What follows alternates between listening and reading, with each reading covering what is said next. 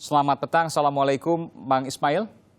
Waalaikumsalam warahmatullahi Ya. wabarakatuh. Bung Ismail, Anda sudah mendengar apa yang disampaikan oleh Menko Polhukam Wiranto terkait dengan pembubaran organisasi HTI? Saya tidak mendengar secara langsung. Saya hanya membaca lembaran keterangan Oke. yang disampaikan kepada publik atau kepada wartawan. Apa yang Anda dapatkan di situ, Bung Ismail? Ya, ada 4 poin itu. Oke. Apa komentar, apa respons dari HTI, Hizbut Tahrir Indonesia? Ya, kami menyesalkan apa yang dilakukan oleh pemerintah.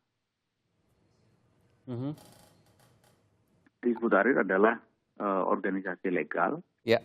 berbadan hukum, kegiatannya dakwah, menyampaikan ajaran Islam.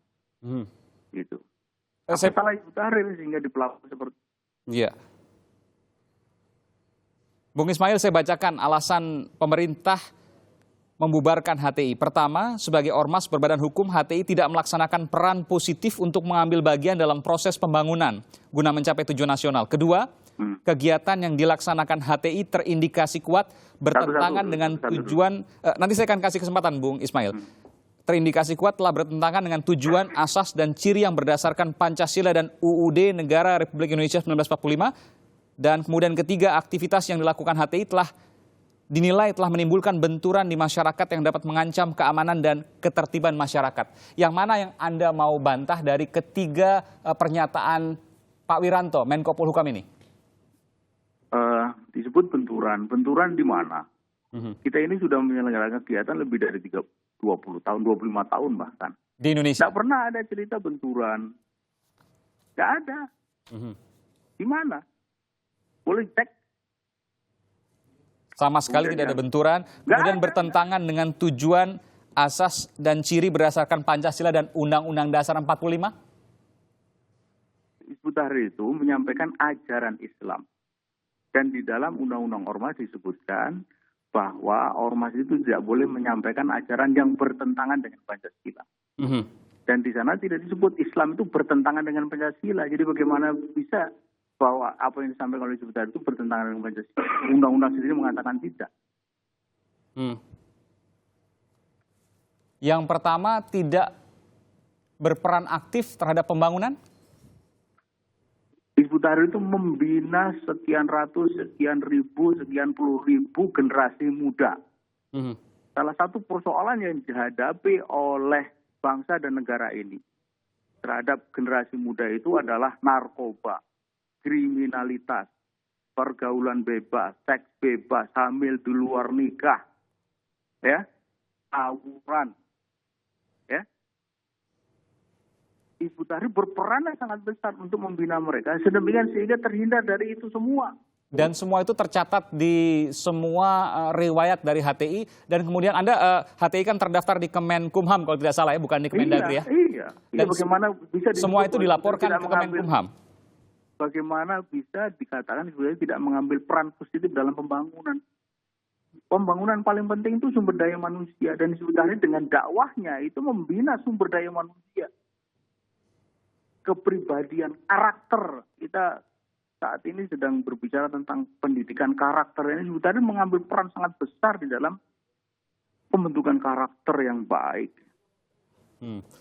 Setelah mengikuti pembinaan Hizbut Tahrir, mereka menjadi lebih mengerti bagaimana mereka bergaul. Bung Ismail, saya mau tanya nih, ada pernyataan Mendagri tanggal 2 Mei tahun 2017. Teriak-teriak anti Pancasila, HTI bisa dibubarkan. Yang mana ini? Tidak ada. Boleh dicek.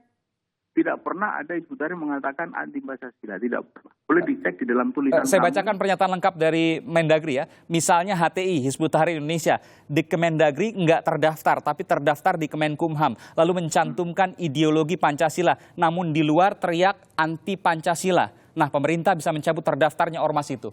Di mana ini? Undang-undang Ormas mengatakan bahwa ormas setelah Undang-Undang Ormas itu terbit, itu memang terdaftar di Kemenkumham, bukan di Kemendagri. Itu amanat undang-undang. Jadi undang-undanglah yang mengatakan bahwa ormas itu didaftarkan di Kementerian Hukum dan HAM. Bukan soal itu, Bung Ismail. Soal teriak-teriak anti Pancasila. Tidak merasa? Nggak ada. Tidak ada.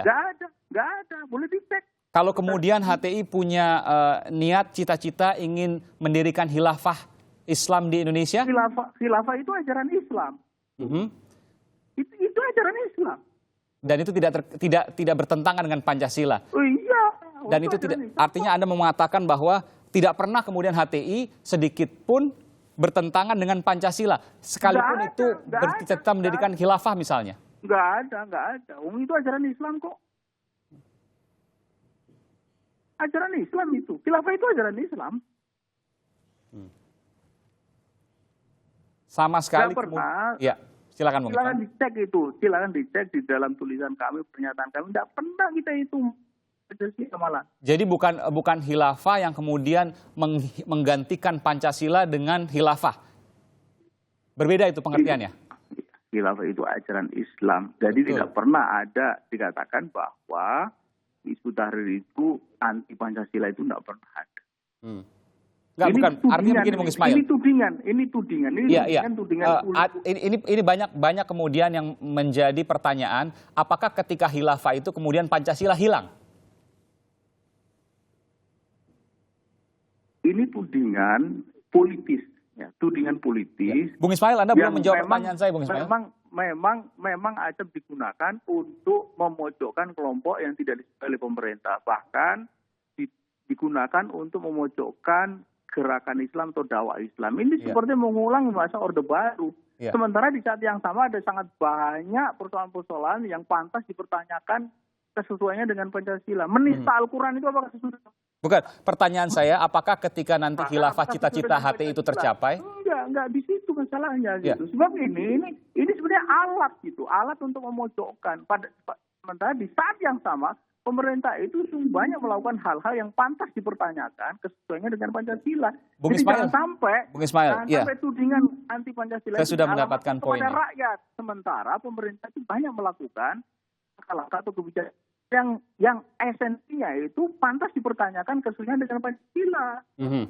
Bung Ismail, pertanyaan saya sederhana. Apabila misalnya nanti kita bicara cita-cita HTI tercapai khilafah, apakah Pancasila itu akan dihilangkan berdasarkan rencana dari HTI? Nggak ada, itu nggak ada perencanaan seperti itu, nggak ada. Khilafah kan ada, bahwa Anda mengakui bahwa ada. Iya, tapi yang tadi itu nggak ada di dalam. Itu kan proses-proses. Yang mana yang nggak ada? Pancasila dihilangkan tuh nggak ada?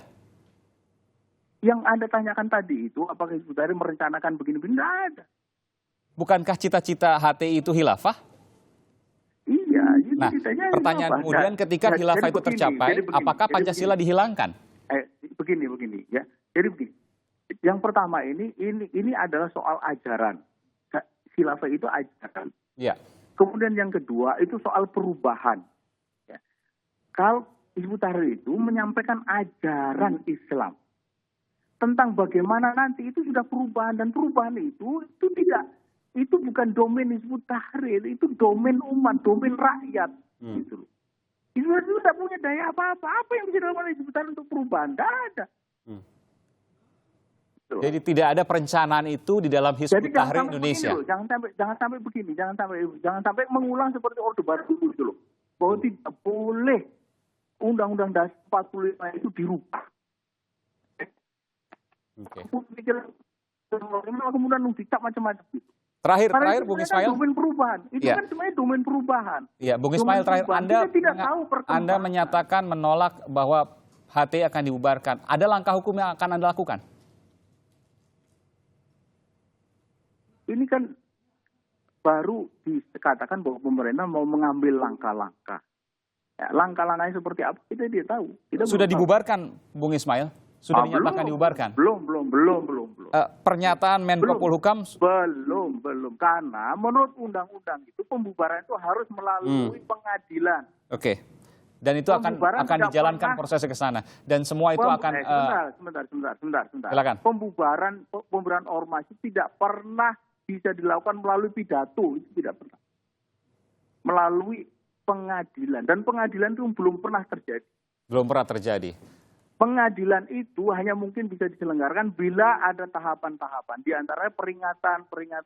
Itu tadi itu tidak pernah sekalipun diberi peringatan. Oke. Jadi ini sebuah kezoliman, sebuah kesewenang-wenangan. Ini rezim represif anti-Islam. Oke, baik. Terima kasih. Bung Ismail Yusanto, juru bicara HTI. Nanti akan bagaimana prosesnya ke depan di pengadilan dan seterusnya. Yang jelas pemerintah sudah menyatakan bahwa akan berencana membubarkan HTI. Nanti kita tunggu prosesnya dan bagaimana pula respons dari Hizbut Tahrir Indonesia. Terima kasih Bung Ismail Yusanto, juru bicara HTI. Assalamualaikum.